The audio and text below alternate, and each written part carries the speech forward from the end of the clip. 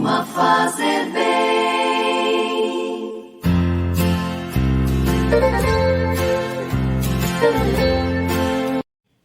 Amados irmãos, hoje segunda-feira, 21 de novembro de 2022, debaixo da graça de Deus, eliminados por Ele, vejamos a palavra de nosso Senhor Jesus Cristo. Feliz quem ouve e observa a palavra de Deus. Vejamos o Santo Evangelho de nosso Senhor Jesus Cristo, narrado por Mateus capítulo 12, versículos 46 ao 50. O Senhor esteja convosco, Ele está no meio de nós. Proclamação do Evangelho de Jesus Cristo segundo Mateus. Glória a vós, Senhor. Naquele tempo, enquanto Jesus andava falando às multidões, sua mãe e seus irmãos ficaram do lado de fora, procurando falar com ele. Alguém disse a Jesus: olha, tua mãe e teus irmãos estão aí fora e querem falar contigo.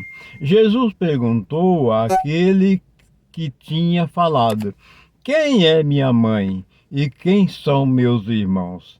E estendendo a mão para os discípulos, Jesus disse: eis minha mãe e meus irmãos, pois todo aquele que faz a vontade do meu Pai, que está nos céus, esse é meu irmão, minha irmã e minha mãe. Palavras da salvação, glória a vós, Senhor.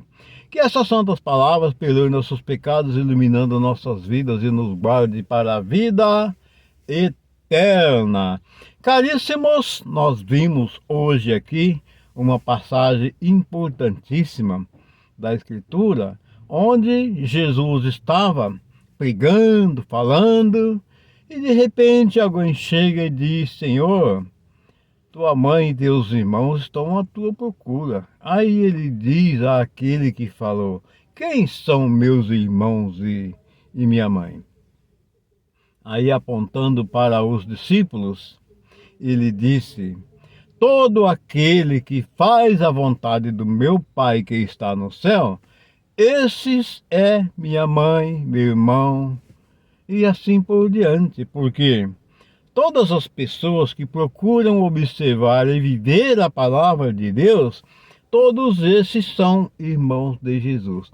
Por isso Jesus nos chama de irmãos. Esta palavra irmãos significa uma unidade em Cristo Jesus. Por que irmão? Quem quiser ser irmão de Jesus, procure observar a palavra de Deus, procure viver a palavra de Deus, que estará fazendo a vontade do Pai dele que está no céu. Portanto, todos aqueles que se dizem discípulos, os pecadores, os padres, enfim, todos aqueles que procuram proclamar a palavra de Deus e procurar viver um pouquinho só, não vou dizer 100%, porque 100% nós precisaríamos ser perfeitos. E nós devemos entender uma coisa, que nenhum ser humano é perfeito. Embora nós tivéssemos sido criados à imagem e semelhança do Criador, mas nós somos humanos, e por nós ser humanos, nós somos falhos e pecadores. Mas um pouquinho, Jesus nos dá um exemplo, de quando ele disse: olha, se tivesseis fé do tamanho do grão de uma mostarda, diria para esta amoreira: arranca-te daqui e planta lá no mar, e ela obedeceria. Portanto, é isso que eu estou dizendo.